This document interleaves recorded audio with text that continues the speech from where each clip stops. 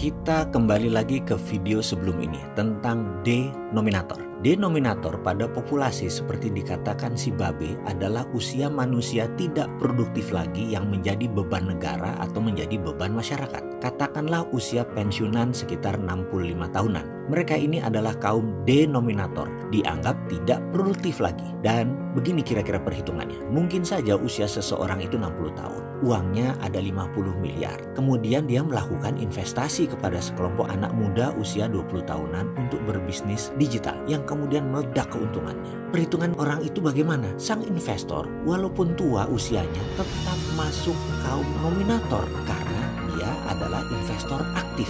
Jadi nominator itu kuncinya adalah berbasis produktivitas. Saya coba memberi penjelasan sekali lagi tentang denominator. GDP nasional Indonesia 918 miliar dolar dibagi dengan 260 juta, maka GDP per kapita bangsa Indonesia adalah 3.600 dolaran seperti keadaan saat ini. Jadi kaum denominator adalah kaum pembagi atau pemberat. Kaum nominator adalah kaum prestasi dan biasanya diwakili oleh usia produktif 15 sampai 58 tahun dalam range skala usia. Jadi kalimat si Babe yang mengatakan suatu hari kita akan jadi denominator dalam video sebelum ini sudah mulai paham kan? Sekarang growth yang dimaksud oleh pemerintah adalah pertumbuhan GDP nasional atau GDP per kapita. Benar, GDP nasional naik 5%. Namun apakah GDP per kapita juga naik 5%? Nah, Anda coba sendiri yang jawab. Jangan-jangan nggak sampai 5% atau malah turun GDP per kapitanya. Karena apa? Karena faktor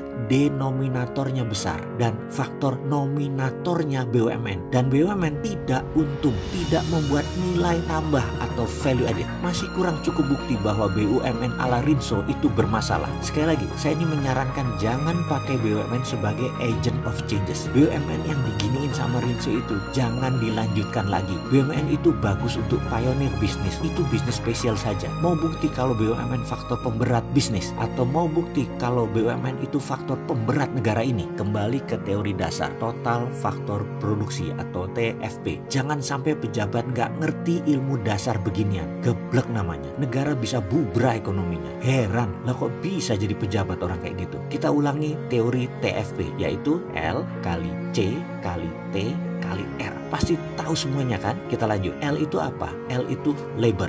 Benar, buruh pekerja profesional adalah nominator. Jadi buruh adalah faktor nominator. Kalau buruh Cina bagaimana? Nah, boleh jujur, mereka nominator labor seharusnya, tapi buat Cina. Kenapa? Karena uang tadi 90% dibawa balik ke kampung halamannya di Tiongkok sana. Mereka nominator bagi Tiongkok. Jadi mereka bukan nominator bagi Indonesia, tapi denominator. Mau diterusin dengan C. C adalah kapital. Masuknya uang adalah nominator. Kalau masuk nggak keluar-keluar, negara langsung naik growth-nya dan GDP per kapitanya juga naik dengan mantap. Tapi kalau hutangan dibukukan tahun masuk investasi, ya nominator ditulisnya. Begitu uang dikembalikan plus modal plus untung dagang, ya habis deh uang di tanah air dibawa keluar. Jadi sementara memang kapital itu nominator, tapi pas untung dan keluar dari Indonesia, ya jadi denominator. Sementara faktor pembagi semakin banyak, yaitu populasi Indonesia bisa naik ke 270 juta di tahun